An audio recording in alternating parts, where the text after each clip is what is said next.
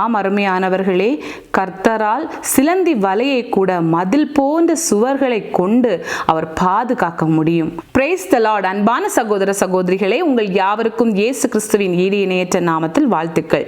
இந்த ஆலோசனை நேரத்தில் மற்றொரு ஆலோசனையின் மூலமாக உங்களை சந்திக்க தேவன் தந்த நல்ல வாய்ப்பிற்காக தேவாதி தேவனை துதிக்கிறேன். இந்த நாளின் ஆலோசனை பகுதியை பார்க்கலாம். 2ஆம் உலக போரில் ஒரு இராணுவ வீரர் மட்டும் தனியாக அவருடைய கூட்டத்திலிருந்து விடப்பட்டார். தன்னுடைய உயிரை காப்பாற்றுவதற்காக பயத்தோடு பக்கத்தில் இருந்த ஒரு குகைக்குள்ளாக சென்று ஒளிந்து கொண்டார்.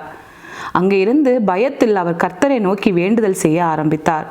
அந்த நேரத்தில் ஒரு சிலந்தி வலை அந்த குகையின் வாசலில் வலையை பின்னிக் கொண்டிருந்தது. கொஞ்சம் நேரம் கழிந்து எதிரி நாட்டு வீரர்கள் இங்கே யாரா இருக்கிறார்களா என்று பார்க்க வரும்போது இந்த குகையின் வாசலில் சிலந்தியால் பின்னப்பட்டிருந்தது. அந்த சிலந்தி வலையை பார்த்துவிட்டு இங்கே யாரும் இருக்க வாய்ப்பில்லை என்று சொல்லி கடந்து விட்டார்கள். அப்பொழுதுதான் அந்த வீரருக்கு புரிந்தது, கர்த்தர் எவ்விதமாக என்னை பாதுகாத்திருக்கிறார் என்பதாக. ஆம் அருமையானவர்களே, கர்த்தரால் சிலந்தி வலையை கூட மதில் போன்ற சுவர்களை கொண்டு அவர் பாதுகாக்க முடியும்.